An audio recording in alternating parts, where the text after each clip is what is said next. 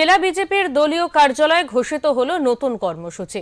কর্মসূচির নাম বিকশিত পশ্চিমবঙ্গ বিজেপির গ্যারান্টি। এই কর্মসূচির মাধ্যমে ঝাড়গ্রাম জেলার বিভিন্ন বিধানসভা এলাকার সাধারণ মানুষের অভাব ও অভিযোগ তুলে ধরার উদ্যোগ নেওয়া হয়েছে। দলীয় সূত্রে জানা গেছে, প্রতিটি বিধানসভা এলাকায় একটি করে অভিযোগ বক্স রাখা হবে। সেই বক্সে সাধারণ মানুষ তাদের সমস্যার কথা লিখে জমা দিতে পারবেন। সংগৃহীত অভিযোগগুলি একত্রিত করে আগামী দিনে জেলার উন্নয়ন সংক্রান্ত পরিকল্পনা ও কর্মসূচি গ্রহণ করবে বিজেপি।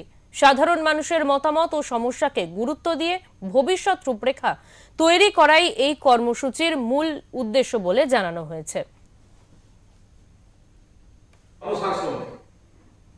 দুর্নীতি, করাপশন,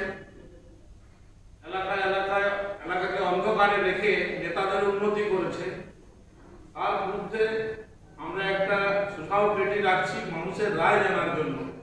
সাধারণ মানুষের রায় কি আছে, এই যে পেটি করা হয়েছে, সেখানে এই পত্রকের মাধ্যমে তাদের মতামত জানিয়ে এই পেটির ভিতরে ফেলতে হবে। এই পেটি আমরা তাদের এই মতামত যথাস্থানে আমরা পৌঁছাবো